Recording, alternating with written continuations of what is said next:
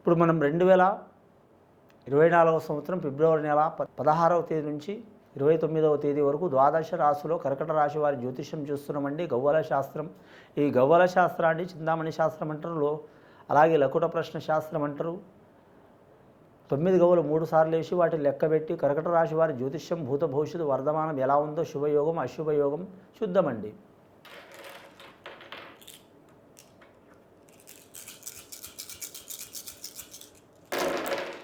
కర్కట రాశి వారి జాతకంలో చూడాలంటే మాత్రం 5 గవ్వలు పడ్డాయండి వీరి పేరు మీద. బుధగ్రహ జాతకం, చంద్రమహారదశ జాతకం, ఆశ్లేష నక్షత్రం వారికి మాత్రం బుధగ్రహ జాతకం వస్తుందండి, కలిసి వస్తుంది వారి జాతకానికి. పుష్యమి నక్షత్రం వారికి శనిగ్రహ యోగబలం వస్తుందండి. కర్కట రాశి వారికి కానీ మాత్రం చంద్రుడు అధిపతి వస్తాడండి. కర్కట రాశి వారి జాతకంలో చూడాలంటే చాలా వరకు మాత్రం అష్టకష్ట చిక్కులు చికాకులు ఉన్నాయండి. అవి తొలగిపోయే అవకాశాలు ఉన్నాయి.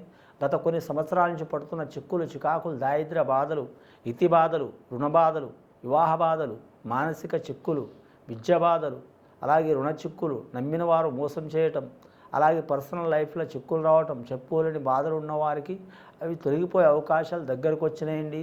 పంచాంగ శాస్త్ర ప్రకారం వీరికి చాలా ఇబ్బందులు చిక్కులు చికాకులున్న గవ్వల శాస్త్ర ప్రకారం మాత్రం 5 గవ్వలు పడ్డాయండి. 5 గవ్వలు అంటే మాత్రం కరెక్ట్ ఆకాశం భూమి, కరెక్ట్ వీరి జాతక బలానికి చూడాలంటే మాత్రం వాయువు, అగ్ని, నేచర్స్ వీరికి సహకారం చేసే అవకాశాలు ఉన్నాయండి. పంచభూతాలు సహకరిస్తున్నాయంటే ఆ భగవంతుడు కూడా వీరికి సహకారం చేస్తాడు. మన కనబడని దేవుళ్ళు అంటే మాత్రం ఖచ్చితంగా ఈ నేచర్స్ కాబట్టి వారు సహకారం చేసే అవకాశం ఉంది. విద్య విషయంలో కలిసి వస్తుంది వీరి జాతక బలానికి. ఆ అపర సరస్వతి వీరి ఎంట ఉంటుంది. అలాగే మాత్రం విద్యాకారకుడు ఆ మహాగణపతి కూడా సహకారం చేసే అవకాశం ఉంది. విద్యలో చిక్కులు చికాకులు ఉన్నవారు, మానసిక బాధలు పడుతున్నవారు, చదువుకొని మర్చిపోతున్నవారు, అలాగే మాత్రం జ్ఞాపక శక్తి తగ్గుతున్నవారు, నైట్ చదివితే ఉదయం మర్చిపోవటం, ఉదయం చదివితే నైట్ మధ్య మర్చిపోవటం, అలాగే పాఠశాలలో కానీ మర్చిపోయే వారికి మాత్రం ఆ చిక్కులు చికాకులు వెళ్ళిపోవాలంటే విఘ్నేశ్వరుని ఆరాధన, సరస్వతి ఆరాధన చేయటం చాలా వరకు మంచిది. మంగళవారం అమ్మవారికి మాత్రం ఖచ్చితంగా మాత్రం సరస్వతి దేవతకు ఏ వారమైనా చేయొచ్చు, కానీ శుక్రవారం అనుకూలం ఉంటుంది. అలాగే విష్ణు సహస్రనామాలు చదవటం చాలా వరకు శుభయోగం ఉంటుందండి. వీరి జాతక బలానికి చూడాలంటే మాత్రం అంశబలం భారీగా ఉంటుంది. దక్షిణమూర్తికి కూడా పూజ చేయడం చాలా మంచిది. వీరి జాతకంలో చూడాలంటే మాత్రం ముఖ్యంగా ఆశ్లేష నక్షత్రం వారికి మాత్రం కలిసి వచ్చే అవకాశం ఉందండి. పుష్యమి నక్షత్రం వారికి కొద్ది ఇబ్బందులు చికాకులు ఉంటాయి. కరెక్ట్ ఈ లిపినామ సంవత్సరం మాత్రం వారికి చాలా వరకు మంచి ఫలితాలు కలిసి వచ్చే అవకాశాలు ఉన్నాయి. 16వ తేదీ నుంచి 29వ తేదీ ఫిబ్రవరి వరకు. ధన విషయంలో జాగ్రత్తగా ఉండాలండి వీరికి. కానీ కళ్యాణమైన శుభకార్యమై భార్యాభర్తలు దూరమైన వారు, విడాకులు పొందినవారు, విడాకుల కోసం అప్లికేషన్ తీసుకున్నవారు, కోర్టు కేసులు తగాదాలు ఉన్నవారు చాలా జాగ్రత్తగా ఉండాలి. సంతాన విషయంలో కలిసి వచ్చే అవకాశం ఉన్నదండి. వీరి సంతానం వీరి పేరు ప్రఖ్యాతులు తెచ్చే అవకాశం ఉంది. వీరికి ఆలోచన శక్తి ఎక్కువ ఉంటుంది. ఆలోచన శక్తి ఉండటం చాలా గొప్ప విషయమేనండి. కానీ అధికమైన ఆలోచనలు మాత్రం పెట్టుకోవద్దు. మనో చిక్కులు వచ్చే అవకాశాలు ఉన్నాయండి. మానసిక బాధలు వచ్చే అవకాశాలు ఉన్నాయండి. అవి తొలగిపోవడానికి మాత్రం శివుడి అనుగ్రహం కోసం ఖచ్చితంగా వీరి పౌర్ణం మాత్రం శివాలయం సందర్శనం చేయటం చాలా వరకు శుభయోగం ఉంటుందండి. రుద్రాభిషేకం, భస్మాభిషేకం, జలాభిషేకం, పాలాభిషేకం, తేనె అభిషేకం చేయటం చాలా వరకు శుభయోగం ఉంటుందండి. రెండవసారి గవ్వలేసి చూద్దామండి కర్కట రాశి వారి జాతకంలో.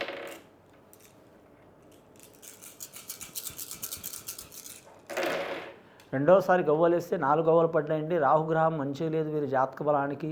కొద్దిపాటి చిక్కులు చికాకులు వచ్చే అవకాశాలు ఉన్నాయి.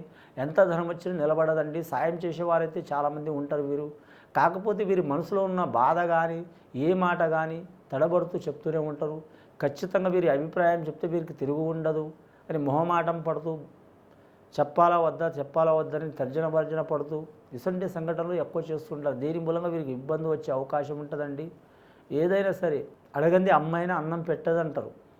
అలా కాబట్టి వీరి జాతకంలో ఏ పని చేసినా కూడా మాత్రం ఎవరికైనా ఖచ్చితంగా ఫలానా, అది ఉద్యోగమే కావచ్చు, వివాహమే కావచ్చు, లేదా విద్యనే కావచ్చు, లేదా ప్రేమ విషయమే కావచ్చు, ధన విషయం కావచ్చు, వ్యాపార విషయం కావచ్చు, ఏదైనా సూటిగా వీరు అభిప్రాయం కనుక్కొని చేయటం వీరికి మంచి ఫలితాలు కలిసి వచ్చే అవకాశాలు ఉంటాయండి. కొందరు వీరి మనసులో ఏమనుకుంటారంటే మాత్రం అభిప్రాయాలు చెప్తే చేస్తారో చేయరో, ఏదైనా ఆటంకాలు పెడతారో వద్దంటారో, మన చేసే పనికి మాత్రం వారు నెగిటివ్గా చెప్తారని ఆలోచించి చెప్పాలండి.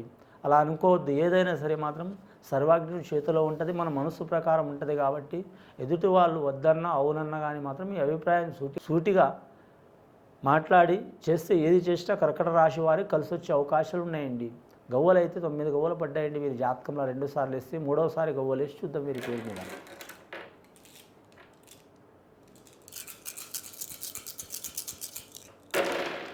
కర్కట రాశి వారి జాతకంలో చూడాలంటే మాత్రం 5 గవ్వలు పడ్డాయండి. ముఖ్యంగా వీరి జాతకంలో చూడాలంటే మాత్రం మొత్తం 14 గవ్వలు పడ్డాయండి వీరి జాతక బలంలో. 14 గవ్వలంటే మాత్రం వీరి పేరు మీద చూడాలంటే మాత్రం 1 సూర్యమహారదశ, 2 బుధమహారదశ, రాజకీయ నాయకులకు కలిసి వచ్చే అవకాశం ఉంది, వ్యాపారస్తులకు కలిసి వచ్చే అవకాశం ఉంది.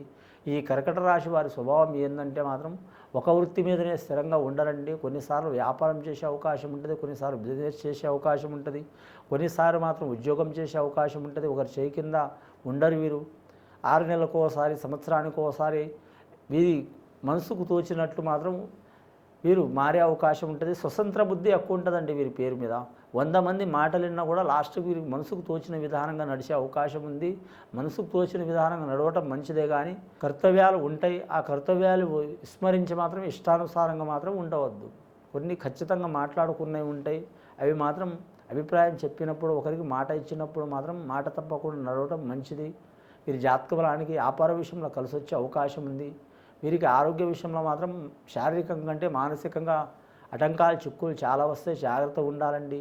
అలాగే వివాహం కాని వారికి ఇష్టకార్యసిద్ధిరస్తు ప్రాప్తిరస్తు అయ్యే అవకాశం ఉందండి. ఇష్టకార్యసిద్ధిరస్తు అంటే ఇష్ట ప్రకారం వివాహం అవుతుంది. అలాగే పెద్దలు చేసే వివాహం కూడా కలిసి వస్తుంది. అలాగే సంతాన విషయంలో ఏమైనా దోషాలు, చిక్కులు ఉన్న వారు కూడా తొలగిపోయే అవకాశాలు ఉన్నాయి. వీరి జాతకానికి తెలుపు వస్త్రధారణ చేయడం చాలా మంచిది. తెల్లని పూలతో సరస్వతి మాతను పూజ చేయడం చాలా మంచిది. అలాగే ఎర్రని పూలతో మాత్రం విఘ్నేశుని ఆరాధన చేయడం చాలా మంచిది. అలాగే బిల్వపత్రంతో శివుడికి అభిషేకం చేయటం చాలా వరకు శుభయోగం ఉంటుంది. అలాగే వీరి జాతకానికి చూడాలంటే అన్నదానం చేయటం చాలా వరకు శుభయోగం ఉంటుంది. దక్షిణమూర్తిని పూజ చేయటం కూడా లాభయోగం ఉంటుంది. వీరికి దైవ నమ్మకం ఎక్కువ ఉంటుంది, లేకుంటే అసలు నమ్మకం లేకుండా ఉంటుందండి. సైన్స్ పరంగా ఆలోచన చాలా ఉంటుంది వీరి పేరు మీద. భూమి నుంచి పడితే ఆకాశం దాకా ఆలోచన చేస్తారు. షేర్ మార్కెట్ రంగం వారికి కలిసి వచ్చే అవకాశం ఉంది. ఫైనాన్స్ రంగం వారికి ఇబ్బందులు వస్తాయి. రాజకీయ నాయకులకైతే మాత్రం సరి సమాన యోగ బలం ఉంటుంది. కళాకారులకైతే మాత్రం వారికి ప్రత్యేకమైన యోగం ఉంటుంది వారి జాతక బలంలా. ఎన్ని ఇబ్బందులు వచ్చినా నిలదొక్కునే యోగం ఉంటుంది. కీర్తి ఎక్కువ ఉంటుంది, ధనకీర్తి తక్కువ ఉంటుంది. పేరు ప్రఖ్యాతులు ఎక్కువ ఉంటాయి. ధనకీర్తి మాత్రం కలిసి వచ్చే అవకాశం ఉన్నది వారి జాతక బలానికి. ముఖ్యంగా నమ్మిన వారి నుంచి కూడా సహకారం ఉంటుంది వీరి పేరు మీద, కానీ మాత్రం మధ్యవర్తి కావద్దు. ఈ రాశి వారి జాతకంలో మాత్రం జల విషయంలో, వాహన విషయంలో, అలాగే మాత్రం కరెంటు విషయంలో కలిసి రాదండి. ఈ సంవత్సర యోగ బలం మాత్రం చాలా వరకు శుభయోగం ఉన్నది. ముఖ్యంగా ఫిబ్రవరి నెల 16వ తేదీ నుంచి 29వ తేదీ వరకు శుభ అశుభయోగం మిశ్రమ ఫలితం ఉన్నదండి. ముఖ్యంగా ఇందాక చెప్పినట్టు సర్వదేవతలకు, విఘ్నేశ్వరుడికి, సరస్వతి మాతకి, అలాగే విష్ణు సహస్రనామాలు విష్ణుమూర్తికి, అలాగే శివుడికి మాత్రం తప్పకుండా పూజ చేయాలండి. ఇది విని చూసి